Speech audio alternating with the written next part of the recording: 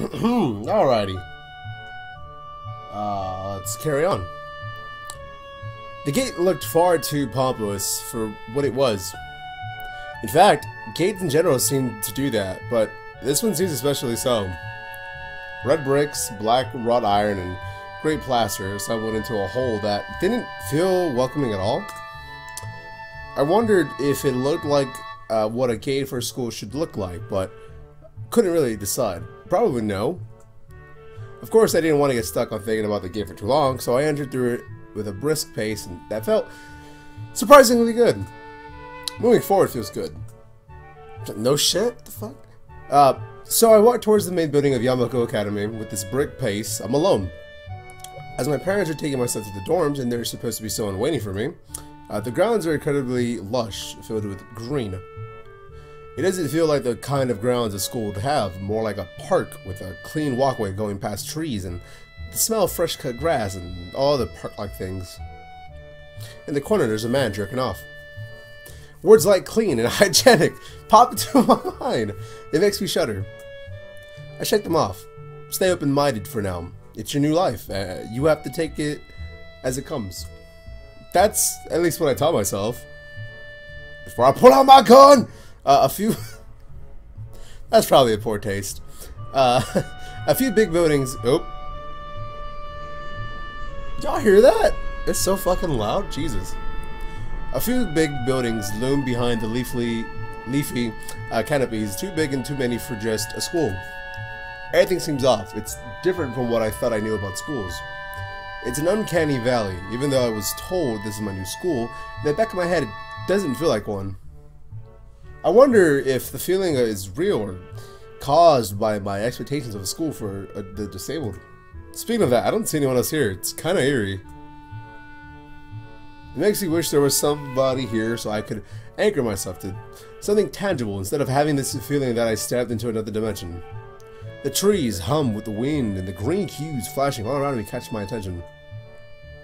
It makes me think about the hospitals again. How they say that operating rooms are painted green because green is a calming color. I thought that was blue, not green. I thought that fact was about blue. Whatever. That's why I like Twitter, Facebook, and shit are like blue. So what am I feeling so anxious despite all this greenery? Only after I stand in front of the haunty main building, I surprised myself by realizing why the gate bothered me. It was the last chance I had to turn back, even if I had no life I could return to. But still, after entering, there was absolutely no way I could go back anymore. Feeling nervous and with this realization set in my head, I open the front door. A tall man with bad posture notices me as I enter. We're the only ones in the lobby, so it's only logical. You must be Nagiri. Are you Jessica Nagiri? No. Nakai or Nikki. Nakai. So you are. Excellent. I'm your homeroom and science teacher. My name is Moto. Welcome. We exchange a handshake that is neither firm or sloppy, and he looks at his watch. The head nurse has asked you for a brief check-in visit, but there's no time for that now. Should I go later? Yes, afternoon is fine. We should get going and introduce you to the rest of the class. They're waiting already. Waiting for me? I don't really like being the center of attention, but I guess it's inevitable for the situation like this. Somehow not knowing what is waiting for me makes you feel really nervous. Yeah, man, it's life. Thinking of this, I almost missed what the teacher was saying. Do you want to introduce yourself to the class? Yeah, of course. Isn't that like normal? Of course, but not everyone likes to be the center of attention. I'm probably one of those people, but I guess I should be the one to give the first impression of myself. Right, but it's no problem. Let's go then. My heart is pounding in my chest, and it keeps me thinking about my condition as I follow the teacher to the stairs. Or up the stairs. The third door down the third floor corridor is marked by the classroom as Class 3-3. Moto opens the door and enters. God, that fucking painting, God. Memories, okay. Good morning, everyone. Sorry I'm late again. I hesitate for a split second at the door, freezing on the spot. Get a grip. This is a big step. I know that. But there isn't any point in worrying so much about it. At least, not this soon. I followed the teacher into the classroom and look around, partially so I won't have to meet the curious gazes of my new classmates. It's pretty spacious. The ceiling is unusually high, and there's a lot of space left over around it and in between the desks. And you don't feel so fucking cramped, huh? An entire wall taken. I've been there, man. When everything just feels so cramped and tiny, you fucking hate it. It's uncomfortable. Like for like a semester, it's like it's doable, but for like a whole fucking year, dude, it fucking feels weird. An entire wall taken up by blackboards and the high, old-fashioned windows only make it seem larger. The students' desks are just standard wooden desks with a shelf underneath for books and wooden chairs with metal frames. Simple and efficient. I stopped walking. Who the fuck notices this kind of shit? Fuck. I stopped walking up in the front of the class. Wait, what? I stopped walking in front of the classroom and faced the other students. They all look normal. Like students in any other school, but why would they be here? Well, okay, there's a dude with his ear cut off, fucking Van Gogh. There's a dude with a cane, maybe he has trouble walking or limping. Some chick has something taped up around her wrist. There's someone else in the back there I won't even acknowledge. They're probably like me and have something wrong with them, only it's just not immediately obvious. I noticed that one of the girls seems to be missing the thumb of her hand. It's a little jarring. Dude, it's just a fucking... What? Fine, whatever. Despite the natural tendency to listen to someone talking about you, I tune out the teacher's speech halfway through while he introduces me to the classroom. I noticed a flash of dark hair and see that someone's looking at me. A girl with really long, straight hair that is pretty eye-catching. As she sees me looking back at her, she covers her face with her hands as if to make her invisible. There's one boy with a cane. Look at that. I fucking noticed all the ones you noticed. There's a boy with a cane leaning against the lockers at the rear of the class. It's weird seeing someone so young with a cane. Another girl seems to be making some weird hand motions. Sign language? She peers at me over the rims of her glasses, then goes back to whatever she's doing. She's kind of cute. So is the cheery-looking girl with the pink hair sitting next to her. She's really hard to miss. I don't know how I didn't notice her the moment I walked in. Please welcome our nudist classmate. Nudist. He claps his hands and so does everyone else, except one girl in the front row who has only one hand. I cringe a little, but hide it by bowing. Yeah, bowing. By bowing in thanks for the applause I did not deserve. We're so happy you're here! Oh my god! A collective silence tells me that I should open my mouth now. So, Miss Nakai. And after that, my hobbies are reading, soccer. I hope to get along with everyone, even though I'm new here. And after that, I'm being so boring. This is exactly like every self-introduction ever. I should say something more exciting. I end up saying nothing, and the teacher picks up from there. Everyone seems to be satisfied even with the little I said, though a few girls are whispering to each other, throwing glances at me. It could have gone worse. I listen to the teacher as he drones about getting along with, or while letting my gaze sweep across the classroom. Everyone seems to be listening to him intently, and when he's done, they clap their hands together, which feels weird, but whatever. The first row girl claps on this round with her one hand against her other wrist, so like this. Oh, but she has a band-aid, so fucking okay. It makes me feel a little bad. We're gonna be doing some group work today, so I'll give you a chance to talk with everyone. Is that okay with you? Yeah, it's fine with me. That's good. You can work with Hakamichi. She's the class representative. She can explain anything you might want to know, and who else would be able to do that better, right? Yeah, how the fuck would I know, dude? The fuck? The teacher passes out the day's assignments and announces that we will be working in groups of 3. It hits me that I don't know who Hakamichi is. Slow, the teacher seems to catch my helpless expression. Oh, right. Hakamichi's right there. Shizune Hakamichi. As he calls out her name, the cute, bubbly-looking girl that he wants to fuck, with bright pink hair and gold eyes, waves her hands at me. I take a seat next to her by the window. Hey, I guess you're Hakamichi, right? It's nice to meet you. She laughs. What? I'm caught off guard by her laughter. It's nice to meet you too, but I'm not Hakamichi. I'm Misha. This is Hakamichi Sachan. Giggling, Misha points to the girl next to her, the one I saw using sign language before. It looks like she's been staring at me this whole time, which is weird. She nods once nonchalantly to show that she acknowledges my presence, but only barely. She has short, yet carefully neatly brushed hair, a pair of oval-shaped glasses balanced on the tip of her dainty nose, and dark blue eyes that seem to alternate every few seconds between analytically and slightly bored. It's nice to meet you. They do some hand motion shit. She immediately looks at Misha, who smiles and makes a few quick gestures with her hands. Akamichi nods and makes a few gestures of her own. I started to wonder if the teacher was messing with me, saying things like, you'll be able to talk to people, and who better to explain things to you? I can see you're a little confused, right? But I understand why you would think I was Sechan. Sechan's deaf, so the person who translates things back and forth for her.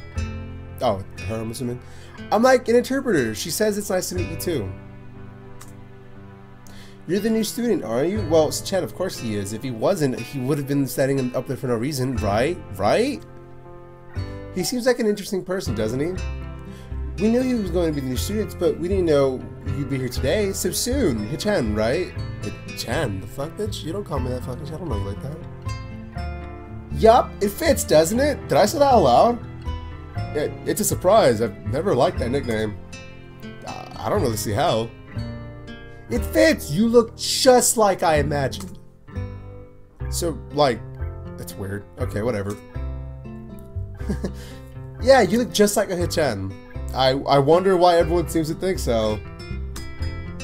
Akamichi taps her fingers on the desk to get Misha's attention. They gesture back and forth to each other excitedly. Their hands are blurred. Misha seems a little overwhelmed. Sorry about that. Sechan wants you to know that she's the class rep, so if there's anything you need to know, you can feel free to ask her. Do you like the school so far? We can show you around a little if you haven't had the time to walk around and familiarize yourself with it. Misha stumbles with that hard word a bit, making it stick out of her otherwise fluid translation. Thanks, that'd be pretty helpful, yeah. I just kind of came straight to class today. She laughs. That's no good. You should always try to learn as much as you can about where you're going before you go there. Not just to school either. Bitch, like, I didn't have the fucking time. I just came directly to school. Class has already fucking started. Don't fucking... woman? Always. Even if it's a trip to the convenience store. Really, Sechan? Learn about where you're going. I guess I didn't bother to do that. Or I didn't give a fuck. But whatever. I didn't look forward to this, even if I committed myself to go along with it, you know, half-assedly, but anyway. I don't say anything, and Misha signs something that ends up in shrug. What was that? It seems like it was about me. Is he fine? Does he have a big dick? I feel like something over in my seat. Both of them are smiling, but that shrug hit me unexpectedly deep. Or unexpectedly deeply. You look down. Are you okay? Don't take it wrong. Please, I hate when people are afraid to ask questions. That's how people learn things, by asking. Asking for help is perfectly normal as much as needing help. So stop looking like you just failed a test. And then she laughs. Alright. And another thing. You don't have to call Sechan something so formal like Hakamichi or class rep all the time. Just call her Sechan. She blushes. Okay. And then she laughs. Okay, maybe that's too casual. Maybe Shizune would be more appropriate. I guess. Yup. Shizune is fine. I'm gonna fucking hate doing her voice. Or her speaking patterns, I guess. Okay, that'd be a lot easier for me, actually. Thanks. I feel a lot more at ease. Both of them seem so friendly, so I feel like an idiot for being so apprehensive earlier. Especially about Shizune, who I assumed would be all business. Well, she still seems like that, I guess, but just a little less so. Huh? Oh, right, we haven't even touched the assignment. We should start working, work now or Sechan will get mad. The assignment's also kind of long, so we should start, like, now if we want to finish it before the end of class. That too. Tsune glares at us impatiently. I don't need to know sign language to understand that. Okay, I got the message. After class, we can walk around and... What? Oh, I'm sorry. After class, we could take a walk around. I don't know why I'm having trouble with that. After class, we can take a walk around the grounds together. It's a nice day today. Okay. Sure. Fucking, I don't know. I don't care. Fuck. The assignment's actually very challenging to get through. Combining aspects of being both difficult and unnecessarily long. Is this like a charter school or some shit? Still, we finished after a few minutes earlier than anyone else in the class, despite our late start. Shizune and Misha are really capable. They're quite different, though. The class rep is as calm and professional as she looks, while Misha is a lot more playful and girlish, not to mention a little more easily distracted. To be honest, the two of them did almost all the work. I feel pretty guilty about that. The clock tower bells ring, signaling the end of the period. Time for lunch. Without knowing what else to do, I follow Misha, who's beckoning me into the hallway down the stairs. We descend even below the lobby where I met Moto down to the bottom floor. Or Mudo? I don't know. Just like everything in this school, the cafeteria seems too spacious and oddly modern in contrast to the classic exterior. Its big windows open the courtyard towards the main gate. It's the cafeteria! I know! It's pretty fucking obvious! Her enthusiastic statement of the obvious makes people around us stare, but Misha doesn't seem to give a fuck, so whatever, it is what it is. There's a rather long list of menu options, which seemed great until I realized that many of them are to accommodate students who need special diets. So you got your fucking gluten-free, you got your vegan, you got your vegetarian, you got your pure fish, you got your meats, you got your fucking fake food, you got your all that shit. How nice. It almost feels like I'm back in the hospital. It actually fucking looks like it. Eating portions measured with a scientific precision to meet the needs of the patients. I pick something at random and follow Shizune to the table, sitting opposite of her. As I nibble indifferently at the food I'd rather not eat, Misha pokes me to the side to get my attention and points to Shizune. I don't understand science, so there's no point for me to even, like, give a fuck about this, so I'm gonna just eat. Maybe like the person who talks to you is proper and polite? I don't know. Do you want to know something? What? About anything. We're your guide, so you should ask us anything. I'm good. Yeah, you don't want to ask that. That's just stupid. I'm good. I can't think of anything, really. Oh, that means we'd make good guides, doesn't it? Doesn't it? Or I just don't want to save you the fucking... If you say so. Sure. Misha positively beams, and so does Shizune after a quick translation. I shake my head at their somewhat exaggerated enthusiasm and shift my focus on the food. Like, all we've been to is the same fucking way we went, like, from the entrance to the fucking classroom, back down, and then out to the cafeteria. That's not really, like, showing you the school, but whatever. Misha and Shizune sign back and forth very animatedly. Wait, what? Animatedly. There you go.